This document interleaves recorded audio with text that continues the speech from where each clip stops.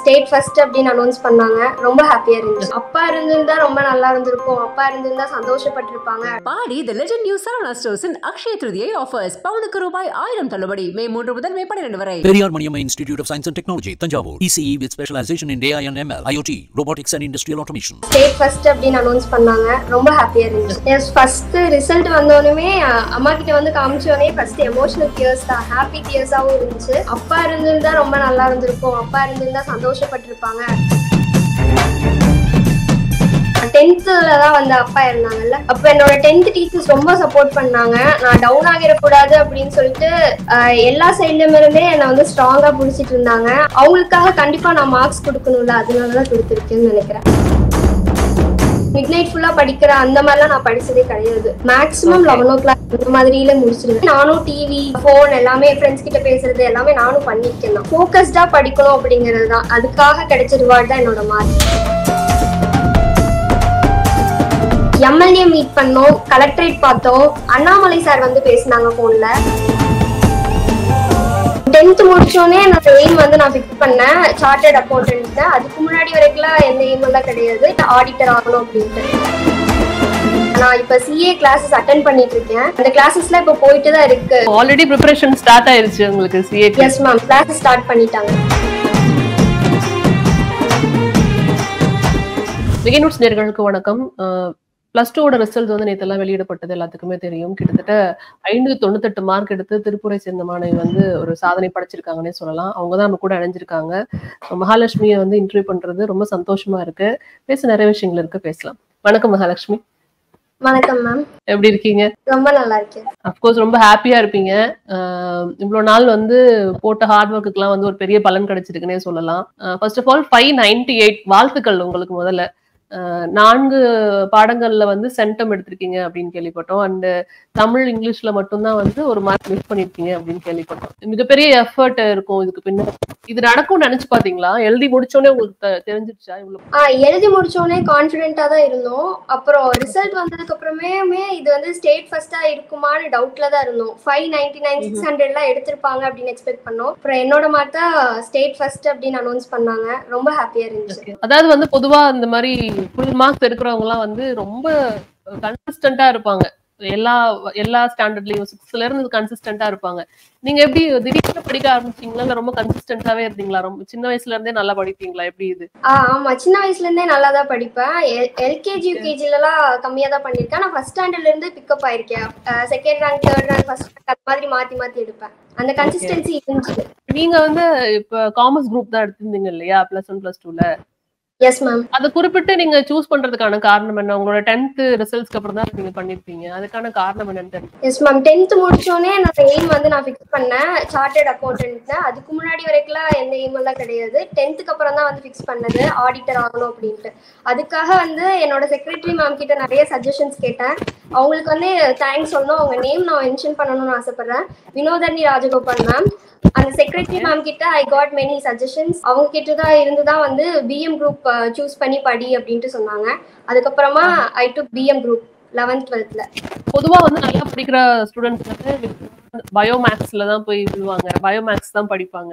So commerce group தான் எடுக்கணும்னு நீங்க வந்து தெளிவா வந்து 10thல டிசைட் பண்ணிட்டீங்க. அப்போஸ் அது ஒரு நல்ல விஷயம். ஏன்னா 12th அப்புறம் எதா இருந்தாலும் டிசைட் பண்றதுலாம் மாதிரி 10thலயே டிசைட் பண்ணிட்டீங்க. எவ்வளவு தூரம் கான்ஃபிடென்ட்டா இருக்கீங்க அடுத்ததா உங்களுடைய கோர்ஸ் பண்றதுக்கு, காலேஜ்ல கோர்ஸ் பண்றதுக்கு எவ்வளவு தூரம் கான்ஃபிடென்ட்டா இருக்கீங்க? இவ்வளவு கான்ஃபிடென்ட்டா இருக்கேன்னா I have already started doing my works.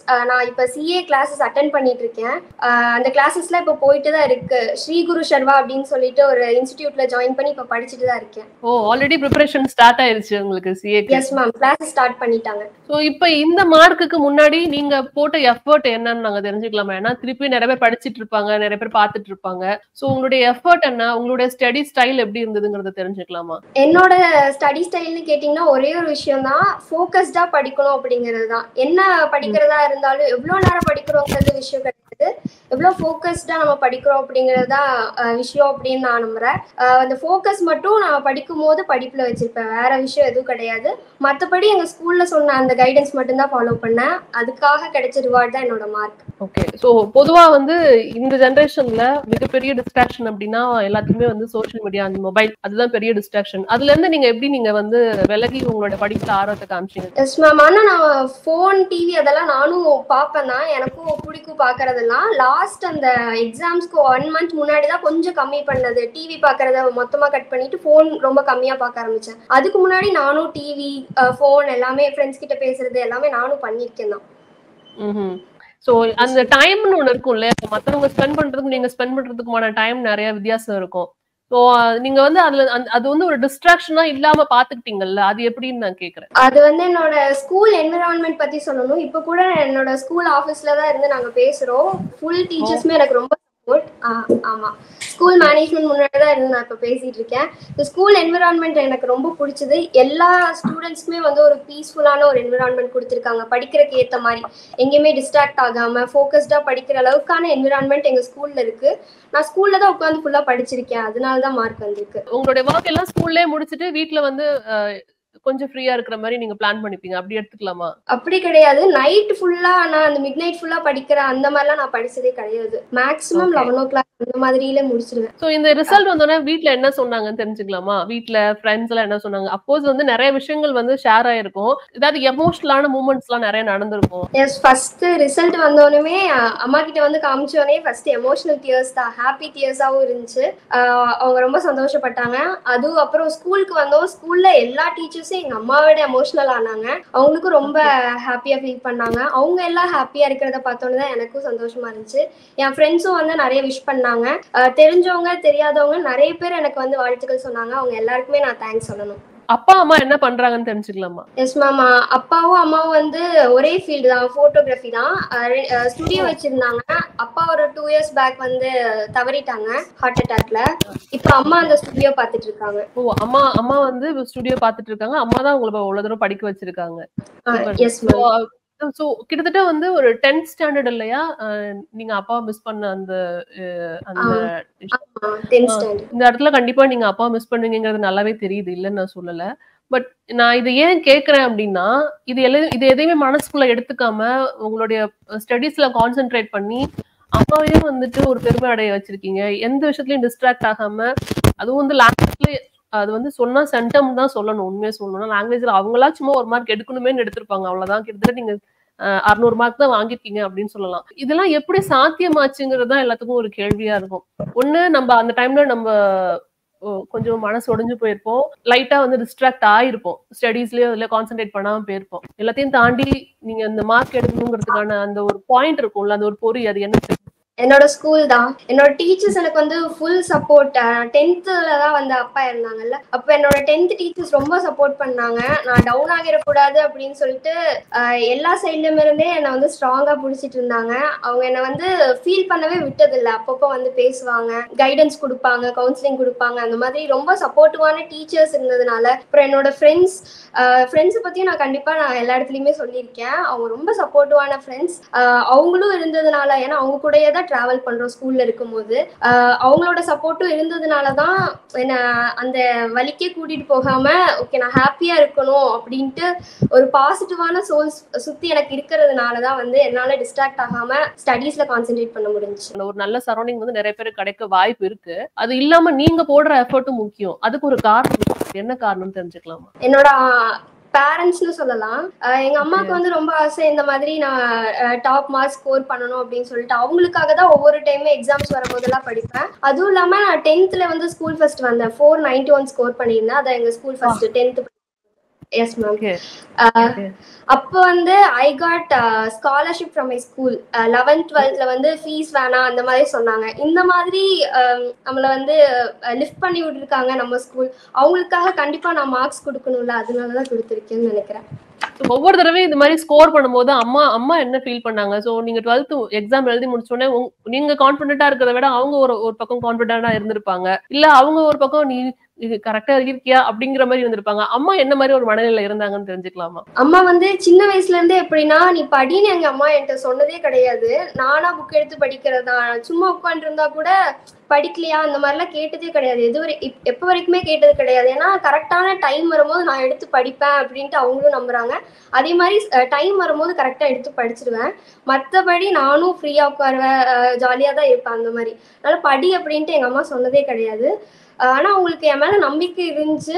Result வந்ததுக்கு அப்புறமும் வந்து உனக்கு சந்தோஷமா அப்படிங்கிற மாதிரி தான் ஃபர்ஸ்ட் கேட்டாங்க. எப்பயுமே ரிசல்ட் வந்தோடனே எங்க அம்மா இதுதான் கேட்பாங்க, உனக்கு ஓகே இல்ல, உனக்கு சந்தோஷம் இல்ல, இந்த மார்க் உனக்கு ஓகே இல்ல அப்படிதான் கேட்பாங்க. எனக்கு சந்தோஷம். இதை விட வேற என்ன பண்ண முடியும்? ஓகே. 10th ஆக்சுவலி நான் வந்து நீங்க 491 எனக்கு தெரியாது. கிளியரா வந்து பயோமேக்ஸ் எடுக்காம காமர்ஸ் எடுத்திருக்கீங்க. அதுவே வந்து அந்த இடத்துல நீங்க கிளியரா இருந்திருக்கீங்கிறதே காமிக்குது. மோஸ்டா என்ன பண்ணுவாங்க அப்படின்னா, நிறைய மார்க் எடுத்திருக்காங்கன்னா நான் ஃபர்ஸ்ட் குரூப் எடுத்துறேன், அதுவே படிக்கிறேன் அப்படின்னு அங்க போயிருவாங்க. நீங்க ஆனா அந்த இடத்துலயே கிளியரா ஒரு மூவ் எடுத்திருக்கீங்க. அண்ட் இப்ப வரைக்கும் வந்து அதை கரெக்டான பார்த்துக்கு எடுத்துட்டு வந்து ஸ்டேட் ஃபர்ஸ்டும் வாங்கி கொடுத்துருக்கீங்க. ஸோ நீங்க வந்து உடனே வந்து ஒரு 2 வருஷத்துல வந்து எல்லாரும் தெரியற அளவுக்கு ஒரு பெரிய சாதனை பண்ணிருக்கீங்கிறப்ப அம்மா என்ன சொன்னாங்க? அம்மா எப்பயுமே ஒண்ணுதான் சொல்லுவாங்க, அப்பா இருந்திருந்தா ரொம்ப நல்லா இருந்திருக்கும், அப்பா இருந்திருந்தா சந்தோஷப்பட்டிருப்பாங்க அப்படின்னு சொல்லுவாங்க. அவருதான் ரொம்ப சந்தோஷமா இருப்பாரு இப்ப அப்படிங்கிற மாதிரி சொல்லுவாங்க. Such a brave girl. ரொம்ப கான்பிடண்டா வந்து நீங்க இந்த விஷயத்த பண்ணிருக்கீங்க. சோ அடுத்ததான் சிஏக்காகவும் ப்ரிப்பரேஷன்ஸ் போயிட்டு இருக்குன்னு நீங்க சொன்னீங்க. அண்ட் நிறைய பேர் வந்து இந்த வருஷத்துல திருப்பி உங்களோட ப்ரிப்பரேஷன் ஆரம்பிச்சிருப்பாங்க. உங்களை மாதிரி நிறைய பேர் வந்து ஒரு பெரிய ஒரு விஷயத்த பேக்ரவுண்ட்ல வச்சுட்டு முயற்சி பண்ணிட்டு இருப்பாங்க. அவங்களுக்கு நீங்க என்ன சொல்றது? கண்டிப்பா கன்சிஸ்டண்டா ஒர்க் பண்ணுங்க, ஃபோக்கஸ்டா இருங்க, நீங்க நினைக்கிறது கண்டிப்பா உங்களுக்கு கிடைக்கும் அப்படிங்கறத நான் சொல்ல விரும்புறேன். அப்புறம் நம்ம இந்த மாதிரி ஒர்க் பண்ணும்போது அது ஹார்டா தான் இருக்கும். அது வந்து உண்மையுமே படிக்கிறது கஷ்டமா தான் இருக்கும். நம்ம என்ன ஒர்க் பண்ணாலும் அது டிஃபிகல்ட்டா தான் ஃபீல் ஆகும். ஆனா அந்த சக்சஸை நீங்க டேஸ்ட் பண்ணும்போது அப்போ உங்களுக்கு தெரியும் இதெல்லாம் ஒர்த் அப்படின்ட்டு. இந்த டேஸ்ட்டை எல்லா ஃப்ரெண்ட்ஸுமே, என்னோட அடுத்த வர பேட்ச் எல்லாருமே வந்து டேஸ்ட் பண்ணி பார்க்கணும் அப்படின்னு நானும் ஆசைப்படுறேன். இந்த ப்ராசஸ் இருக்கு இல்லையா, இதுல எது ரொம்ப முக்கியமான விஷயம் நீங்க நினைக்கிறீங்க? ஒரு ஸ்டூடெண்டா நீங்க இவ்வளவு விஷயம் கிராஸ் பண்ணி வந்ததுனால நான் கேட்கிறேன். என்னை பொறுத்த வரைக்கும் கான்சென்ட்ரேஷன் தான் முக்கியம்னு சொல்றேன். நம்ம ரொம்ப நேரம் படிக்கணும் அப்படிங்கறது அவசியம் இல்லை. நானும் ரொம்ப நேரம்லாம் ஃபுல் டைம்லாம் படிக்கிற பொண்ணு கிடையாது. படிக்கிற டைம்ல டைவர்ட் ஆகாம டெடிகேட்டடா அந்த டைமை வந்து அந்த ஸ்டடீஸ்க்கு மட்டும் ஸ்பெண்ட் பண்ணுங்க. மற்ற விஷயத்த கொஞ்சம் கலக்கிட்டு பண்ணுங்க. அதை முடிச்சுட்டு கண்டிப்பா மற்ற விஷயத்தெல்லாம் என்ஜாய் பண்ணிக்கலாம். அது நமக்காக வெயிட் பண்ணும் கண்டிப்பா. ஓகே. சோ இப்போ யாரெல்லாம் உங்களுக்கு ஃபோன் பண்ணாங்க? எஸ், ஃபர்ஸ்ட் என்னோட ரிலேட்டிவ்ஸ் எல்லாம் ஃபோன் பண்ணாங்க, என் ஃப்ரெண்ட்ஸ் எல்லாம் விஷ் பண்ணாங்க. அப்புறம் டீச்சர்ஸ் எல்லாம் டைரக்டா நேர்ல வந்தே பார்த்துட்டோம். அதுக்கப்புறம் நிறைய பார்ட்டிஸ்ல இருந்து எல்லாம் கூப்பிட்டாங்க. நிறைய தெரியாதவங்க எல்லாம் விஷ் பண்ணாங்க. எம்எல்ஏ மீட் பண்ணோம், கலெக்டரேட் பார்த்தோம். எல்லாரையும் மீட் பண்ணதுல ரொம்ப சந்தோஷம். அப்புறம் அண்ணாமலை சார் வந்து பேசினாங்க போன்ல. ஓகே. நிறைய பேர் அந்த மாதிரி கங்க்ராச்சுலேட் பண்ணாங்க. ஓகே. இப்போ சென்னை எப்ப வர போறீங்க? சிஎம்லாம் எப்ப பார்க்க போறீங்க? ஏதாவது பிளான்ஸ் இருக்கா? ஏதாவது கூப்பிட்டு ஷியரா இன்வைட் பண்ணா வருவோம். we are very happy. And நான் என்ன சொல்றேன் அப்படின்னா, ரொம்ப கரெக்டான, நான் உங்ககிட்ட பேசுறதுல இருந்து அப்பையில இருந்து ஃபர்ஸ்ட்ல இருந்து சொல்ற விஷயம் தான், தெளிவான ஒரு பாதையை கரெக்டா சூஸ் பண்ணி உங்களுடைய நோக்கத்தை வந்து கரெக்டா அடைஞ்சிருக்கீங்க அப்படின்னு தான் சொல்ல முடியும். உங்க ஃப்ரெண்ட்ஸ்க்கும் நிறைய விஷயங்கள் நீங்க வந்து ஷேர் பண்ணீங்க. அண்ட் இன்னும் நிறைய பேர் வந்து அடுத்தடுத்து வாழ்த்துறதுக்கு வந்து வெயிட் பண்ணிட்டு இருப்பாங்க எனக்கு தெரிஞ்சு. ஸோ இது இன்னும் இப்போ முடிய போற விஷயம் கிடையாது. இன்னும் 1 month பர்சிஸ்டண்டா நீங்க வந்து எல்லாத்தோடைய விஷயத்தையும் வந்துட்டு வாங்குவீங்கன்னு தான் நினைக்கிறேன். இந்த all the best to you. Yes ma'am, thank you. Thank you.